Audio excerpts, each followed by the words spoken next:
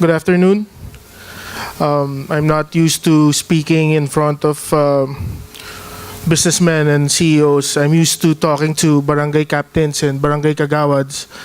But first of all, congratulations to the spouses Bustamante Mills for having this event, and to the GGLC Udena Group, good afternoon. To USEC Jimeno, and to the other VIPs here, good afternoon. I'm Dennis Pamintuan. I'm the City Administrator of Angeles City. I've been the City Administrator since 2010 when my Mayor Ed Pamintuan, took over again as the city in 2010.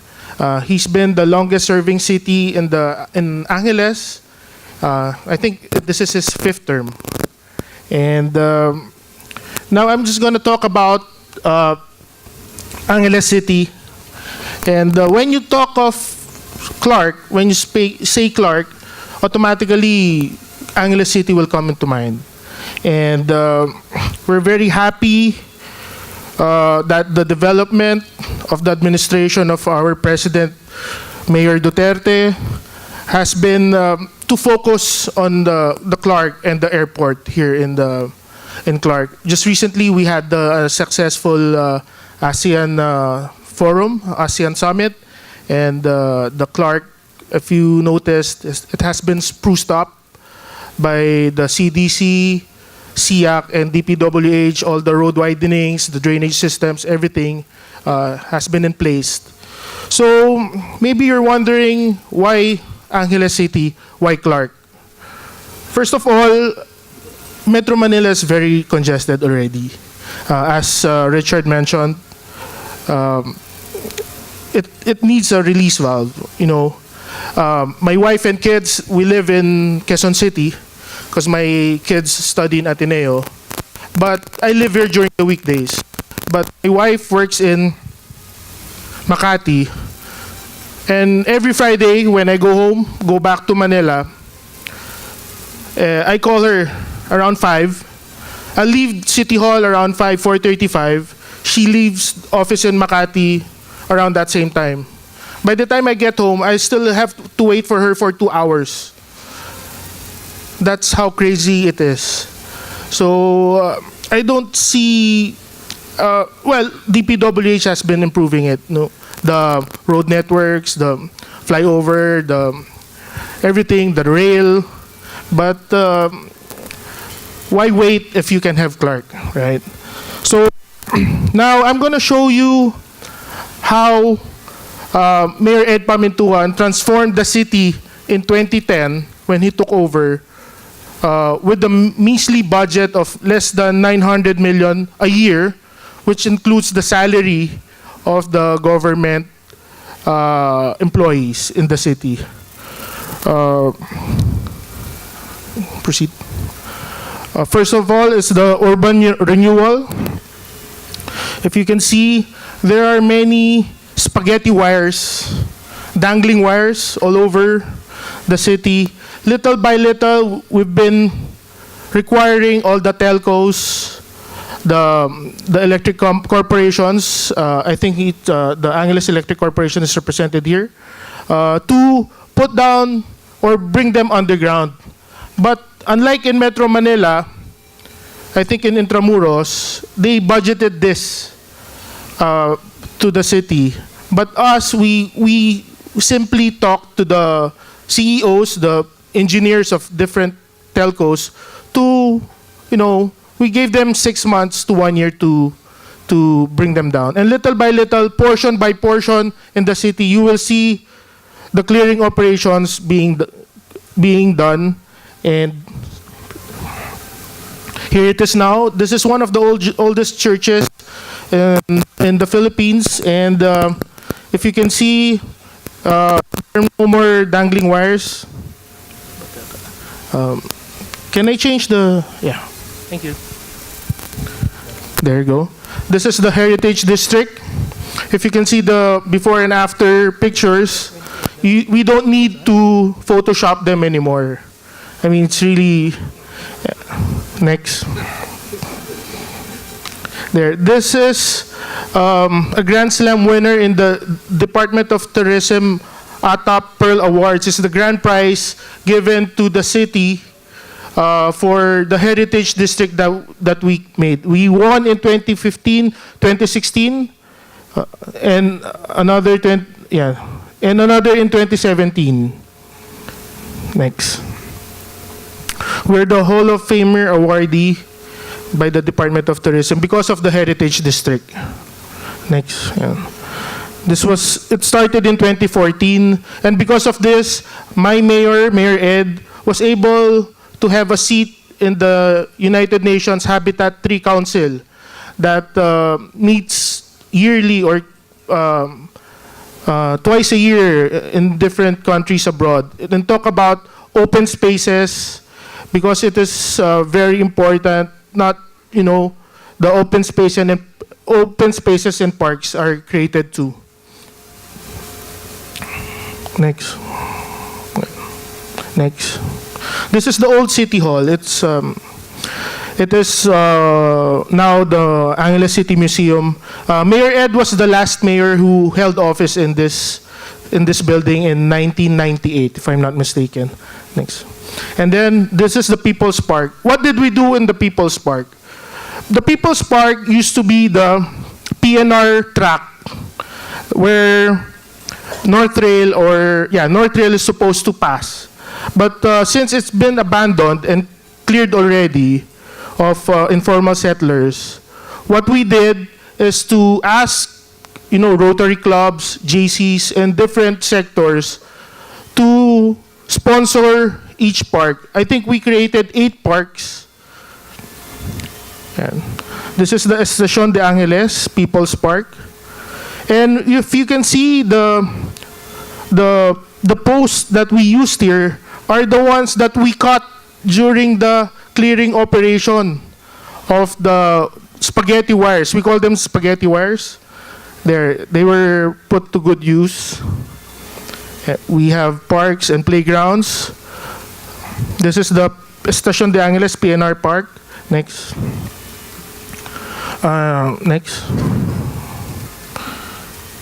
Next. This is the before abandoned railway in Santo Cristo. Now this is how it looks like now. This is the one in Balibago. If you can see, those parks do not really have a common design because it depends on the sponsor. Now this is the Friends Park. Next. This is the Clark Perimeter. This is funded by then CDC President, now Secretary Art Togade, since he's classmates with my mayor in San Beda Law School. We were able to have this funded by the CDC. This is now the City College of Angeles. It is the first city college run by the Angeles City local government. It is founded in 2012. As of July 2017, we have 1,780 students. We have already 637 students that have graduated, and the tuition fee is only around 7,500 per semester. And hopefully, by the law that our president signed, that the public colleges will be free, will be included in the program. This is now the campus, just built in 2012. Here in Angeles City, we have 4 major universities and colleges. We have the Angeles University Foundation, we have the Holy Angel University, we have the Republic Central Colleges, and we have the City College of Angeles. So if you plan to invest here, the manpower and graduates, it's not really hard to hire people here in the area. Next. This is the hospital in Angeles. This was before in 2010. Now we were able to renovate it, and build new buildings also. This is, yeah, the second wing. Next. The renal care unit. We are very proud of this project because we are the first LGU to run a renal care unit or a dialysis center. We are the biggest also in the country. We have 21 machines and 21 fully operational dialysis machines operating at 16 hours per day. And we are the biggest compared to, even St. Luke's only has like 10. Makati Medical has like 15. And we have 21 machines. And we only charge 400 pesos compared to 3,000 pesos per treatment.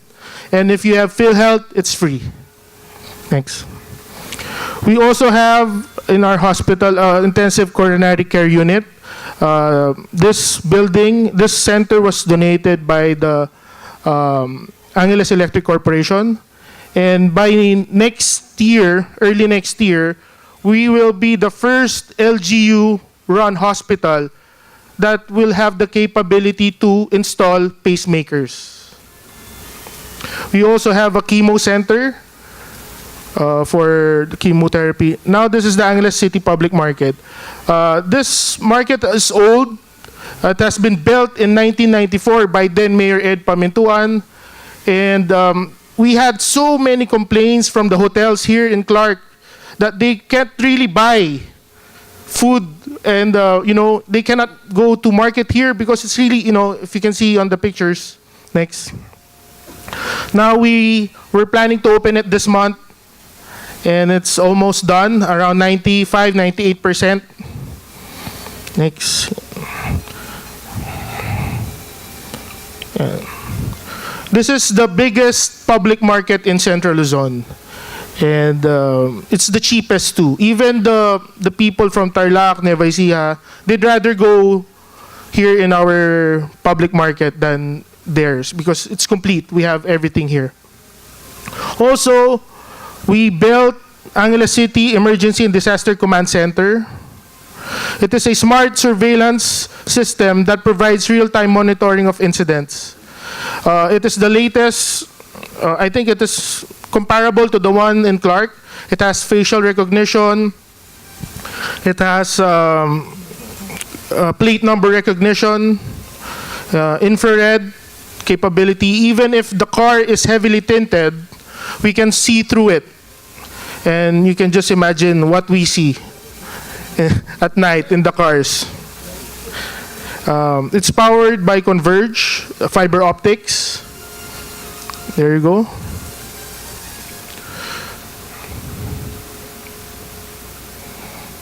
It has a backup generator. It has a data center. Data center, post-analytic features, and data monitoring. It's running 24 hours a day, 3 shifts of employees, and several ambulances and emergency vehicles. This is the phase 1. It has a budget of just 70 million. And this is the phase 1. Those are the locations of the cameras. Next, so the additional 29 sites for the phase 2 for additional cameras. So by next year, we hope the city will not anymore have a blind spot. I mean, everything will be covered by the CCTVs. I would know the blind spots though. So if you're interested, I can tell you where. And the motel owners have been complaining to us because their patrons are scared to. Next. This is the Angeles City Jail Bunkhouse. What is this Angeles City Bunkhouse project? When 2016, our president, Mayor Duterte, won, we had so much arrest of drug users and pushers. Here in Angeles City, we don't really kill them. We try to jail them,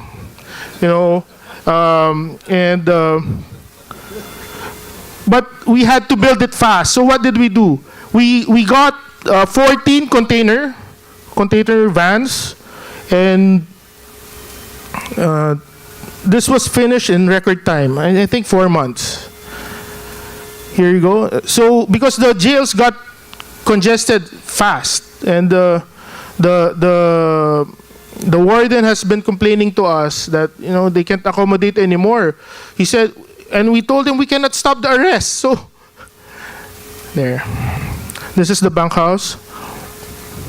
If you'll notice, maybe you're wondering, probably it's very warm inside. It is not, because aside from it, we built a roof over the bunkhouses. Next. This is the public cemetery. The ones that die, we bring them here. There. It's a 1.6 hectare. It is also the first city-run public cemetery. It was built last year. We have cremation services too. Next.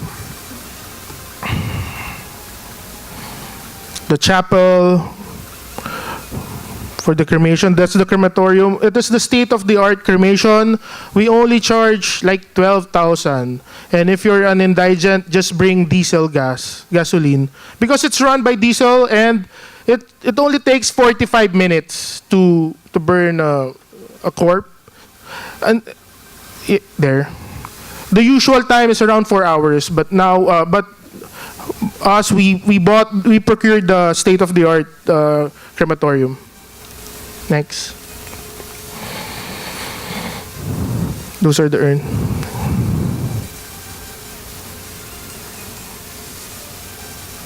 Yeah. This is located in Sapalibutad. Infrastructure development, I'll show you a sample of the buildings and road widenings that we have done in coordination and the help of DPWH, of course.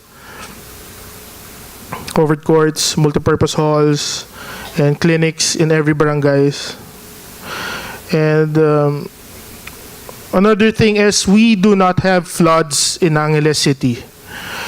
The tallest church in San Fernando, the cross, the tower of that church, before the water will rise in Angeles City, the church should be fully submerged in water before it reaches here. That's how high Angeles City is, and probably that's why the American bases before chose this location.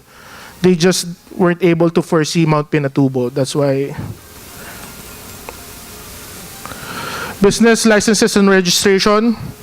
This is also one project of the mayor that we're very proud of. In 2010, this graph starts in 2012, but in 2010, the businesses here were only 8,000 pesos. 8,000 businesses. We enjoyed steady rise in businesses, in the business and licensing.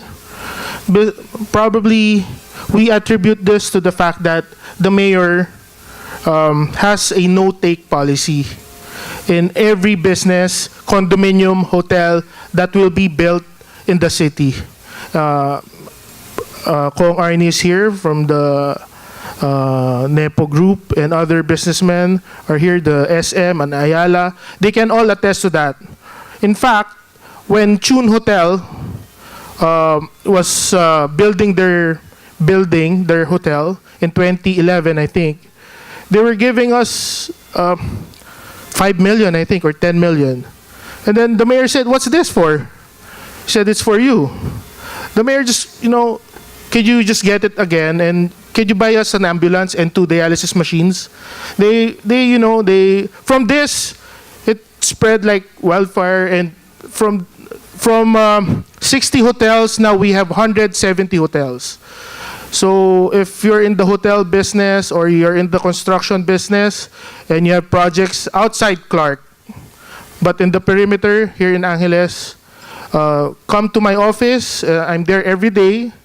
I will help you in facilitating your permits, building permit, occupancy permit, everything.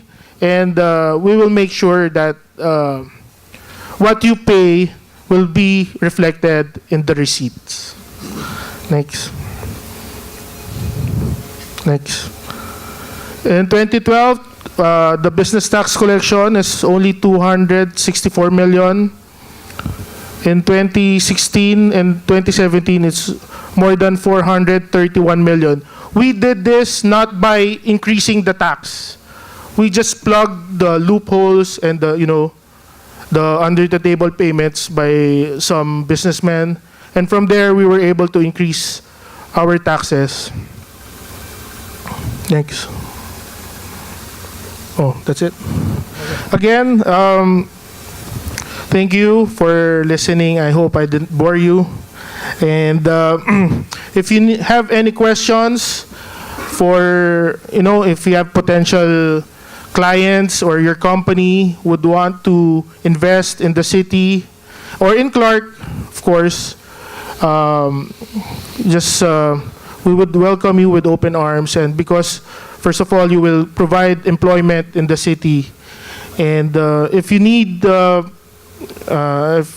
my phone number for potential investments, I did not bring cards because usually we don't use cards in the barangays.